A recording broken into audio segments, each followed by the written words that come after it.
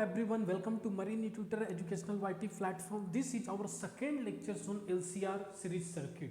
Last lectures में हम लोगों ने LCR की थ्योरी देखी थी। वहाँ पर मैंने आपको बताया था अगर रेजिस्टेंस, कैपेसिटर और इंडक्टर्स अगर सीरीज में हो, अगर उसकी मुझे इम्पीडेंस फाइंड करनी हो तो कैसे फाइंड करनी है। मैंने आपको डेरिवेशंस दिया था, वहाँ पर मैंने आपको बताया था फेजर एंगल कैसी फाइंड करनी है। वहाँ पर मैंने आपको कंडीशंस बताया था What if XL greater than XC, what if XC greater than XL, और कैसे XL and XC फाइंड करना है। इन सारी टॉपिक्स पे लास्ट लेक्चर्स में हम लोगों ने बात किया था। इस लेक्चर्स में हम न्यूमेरिकल लेंगे। ये numerical recently MEO written class 4 exams में पूछी गई थी एंड ETO COC एग्जाम्स में रेगुलर ऐसे न्यूमेरिकल्स पूछे जाते हैं। सो आज की जो मेरी न्यूमेरिकल है बहुत ही बेसिक्स न्यूमेरिकल है। अगर आपने लास्ट लेक्चर्स देखा है तो आप इजीली इस न्यूमेरिकल्स को देखकर विद इन 2 मिनट्स और 1.5 मिनट्स में आप सोल्व कर सकते हो। बहुत ही इजी न्यूमेरिकल्स है। अगर आपने मेरी लास्ट लेक्चर्स LCR की थ्योरी लेक्चर्स नहीं देखी तो आप डिस्क्रिप्शन बॉक्स में जा सकते हो, वहां पर लिंक गिवन है, आप डायरेक्टली लिंक को क्लिक करके वीडियो देख सकते हो। So come to our numerical part, this is our numericals. अगर आप ETO कैंडिडेट है, अगर आप मरीन इंजीनियरिंग BTech कैंडिडेट है, अगर आप MEO written class 4 exam candidate है, ओरल्स कैंडिडेट है, इलेक्ट्रिकल इंजीनियरिंग एस्पिरेंट्स है, तो आपके लिए सारी लेक्चर्स काफी इंफॉर्मेटिव होने वाली है। So stay tuned. So come to our numerical part. A series circuit consist of a capacitor of 50 microfarad and a coil of inductance 1.5 Henry and the resistance 300 ohm. Find the total impedance when working on a 50 hertz supply. Find whether the current leads और lags the voltage. तो यहाँ पर मैं आपको पूरी इसकी procedure बताऊंगा कैसे सोल्व करना है। फर्स्ट ऑफ ऑल मैं सर्किट ड्रॉ करूंगा। This is our circuit.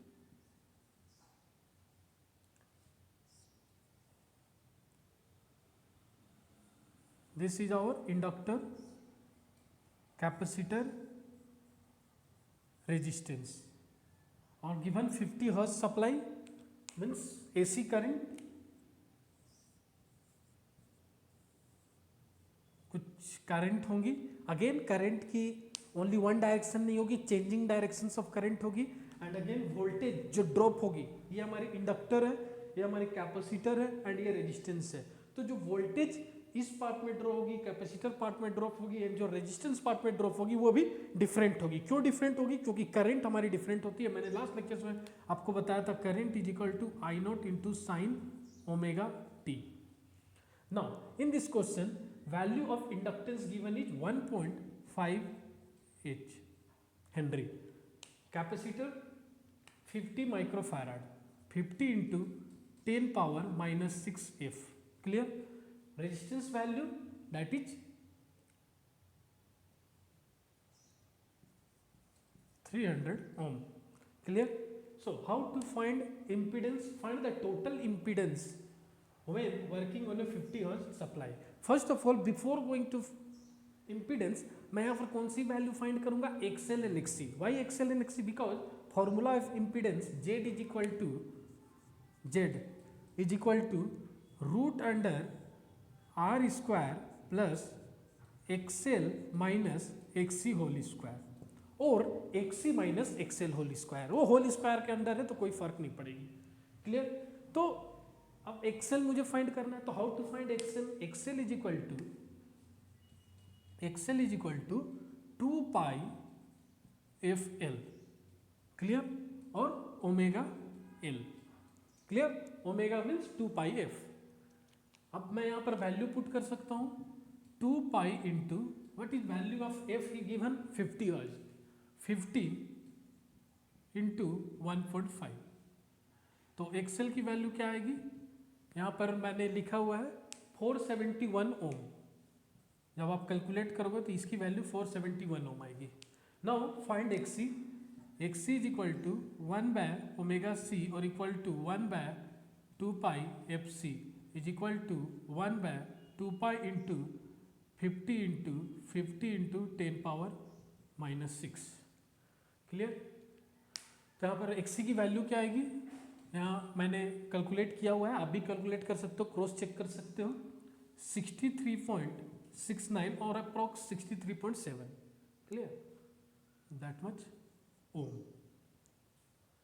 Clear. अब हमारे पास एक्सएल आ चुकी है एंड एक्सी आ चुकी है। फर्स्ट ऑफ ऑल यहाँ से मैं डायरेक्टली इम्पीडेंस फाइंड कर लूँगा। कैसे इम्पीडेंस फाइंड करूँगा? Root under R, what is the value of R? 300 square plus XL 471 minus 63.69 whole square. तो यहाँ पर आपकी इम्पीडेंस की जेड वैल्यू आएगी एंड जेड वैल्यू यहाँ पर आएगी 505.9, अप्रोक्स 505.95 और 506, तो मैं 505.9 कंसिडर करके चल रहा हूँ, दिस मच ओम। तो ये हमारी इम्पीडेंस की वैल्यू आ गई। अब now what is the second part of this question? Find whether the current leads और लैग्स द वोल्टेज। तो मैंने आपको लास्ट लेक्चर्स में आपको बताया था, फेजर डायग्राम के थ्रू बताया था। अब इस क्वेश्चंस में आपको फेजर डायग्राम भी ड्रॉ करनी है। सी, तो बेसिकली मैं 2 मिनट और आपको बता देता हूँ फेजर डायग्राम के बारे में। Suppose this is our current, but in case of resistive load, जो करंट एंड वोल्टेज जो होती है वो इन फेज होती है, clear, in phase means same phase में होगी। तो यहाँ जो करंट होगी वो एंड वोल्टेज सेम फेज पे होगी, current and voltage same phase पे होगी। बट अगर सपोज सर्किट अगर हमारी इंडक्टिव है, सपोज ये सर्किट हमारी इंडक्टिव सर्किट है, तो इंडक्टिव सर्किट में क्या होता है, जो वोल्टेज जो होगा वो करंट से 90 डिग्री लीड करेगी, वोल्टेज करंट से 90 डिग्री लीड करेगी, और इन अदर वर्ड करंट जो है वोल्टेज से 90 डिग्री लैग करेगी। Means what? वोल्टेज जो है करंट से 90 डिग्री लीड करेगी। तो आप देख सकते हो ये हमारी इंडक्टिव होगी, दैट इज एक्सएल, क्लियर। तो आप देख सकते हो ये करंट है, ये करंट है, क्लियर। अब करंट से जो ये वोल्टेज जो होगी, इंडक्टिव की जो वोल्टेज होगी, दैट इज मैं इसे VL रिप्रेजेंट करूंगा, और ये VL VR ये सब क्या है, पीक वैल्यू है। तो ये क्या होगी, 90 डिग्री जो वोल्टेज है in case of inductive load, voltage क्या कर रही है, 90 डिग्री करंट से लीड कर रही है। तो ये एक्सएल हो गई। अब इन कैपेसिटिव लोड यहां पर क्या होगा, वोल्टेज जो है करंट से 90 डिग्री लैग कर रही है। तो आप देखो VC और मैं इसे बोलूंगा XC, क्लियर। ये VC जो है करंट से 90 डिग्री लैग कर रही है। तो आपको हमेशा याद रहना है XL ऊपर होता है, XC नीचे होता है, क्लियर।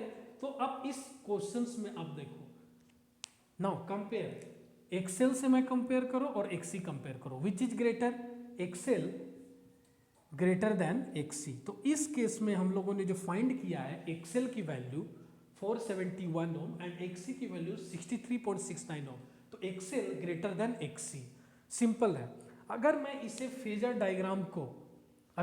डायग्राम को मैं केस 1 रिप्रेजेंट करूं और यहां पर मैं शो करता हूं XL greater than XC, means अगर ये 471 है, XC हमारी कितनी है, 63.69 है। तो ये XL माइनस XC अगर मैं करता हूं, XL माइनस XC करता हूं, तो ये क्या होगा, इसकी रिजल्टेंट क्या होगी, ये ग्रेटर है एंड ये स्मॉलर है, तो माइनस करेंगे तो रिजल्टेंट टॉप पे जाएगी ना। तो ये मतलब XL माइनस XC क्या होगा, ये होगी XL minus XC, clear, XL minus XC। तो यहां पर आप कुछ एंगल बनेगी, ये हमारी जेड आएगी, कुछ एंगल फाई बन रही है। तो जो एंगल फाई अब बन रही है वो देखो, वो जो एंगल है वो क्या हो रहा है, ये एंगल क्या रिप्रेजेंट कर रहा है, मीन्स ये VL की तरफ जा रहा है, मीन्स करंट जो हो रहा है वो वोल्टेज से लैग कर रहा है, और वोल्टेज जो है वो करंट से लीड कर रही है।